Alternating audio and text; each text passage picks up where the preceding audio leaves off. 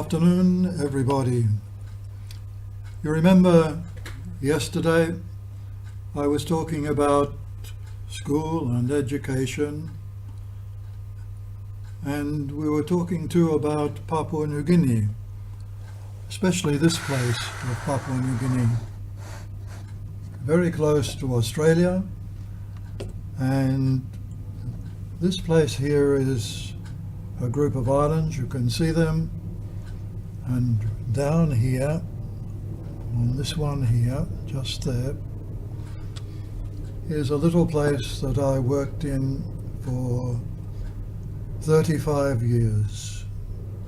It's in a group of islands that stretches off the tip of Papua New Guinea for 400 or 500 kilometers. So while you were going to school, some of you, or to university, or to TAFE, or whatever,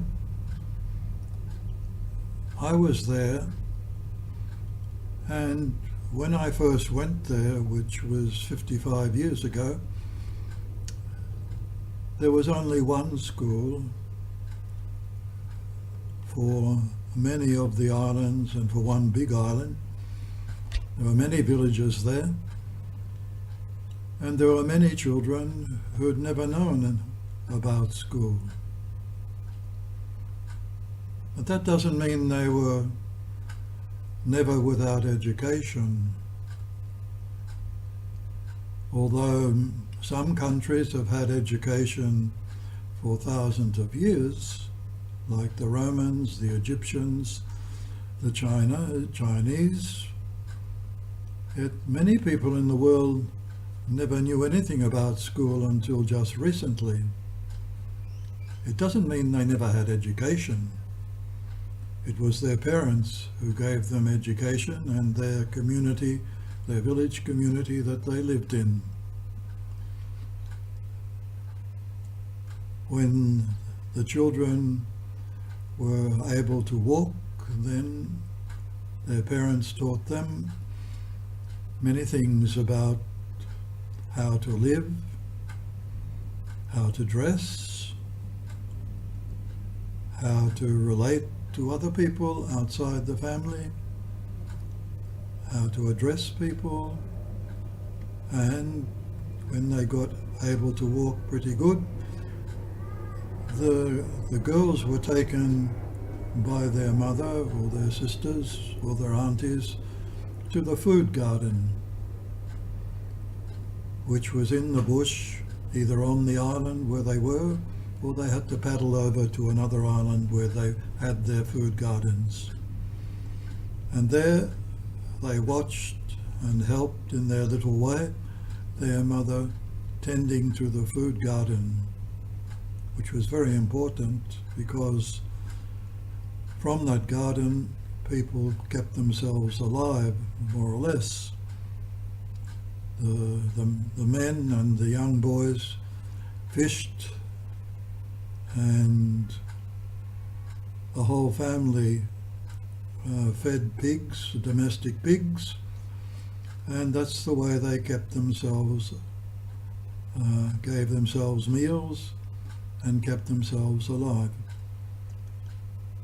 So both girls and boys had the education that life brings in the community and in the gardens.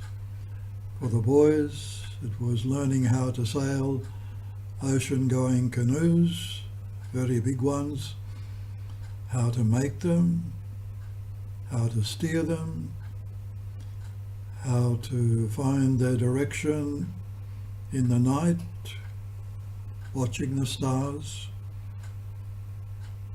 The stars played a very important part in their life and their education, because by the stars they regulated planting of the gardens, harvesting, and things like that.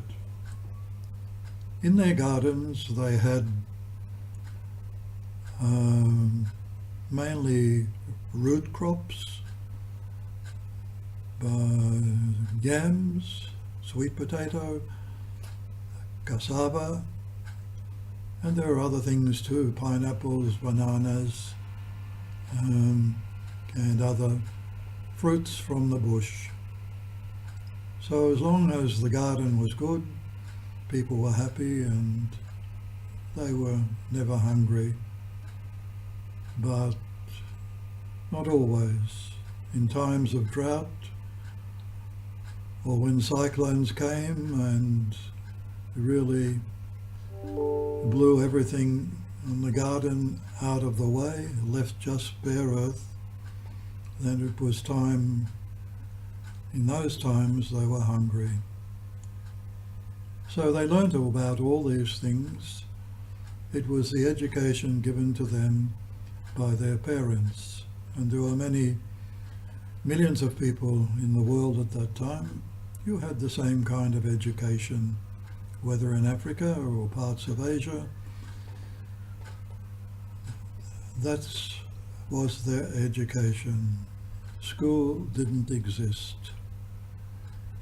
But after the war in the Pacific ended, and some Australians came to Papua New Guinea, people who were to provide schools and commence school education for people who had never had it. Then they came to these islands. So my story will go on tomorrow about what's happened to education and to schools in Papua New Guinea. For now, God bless you. We'll see you again.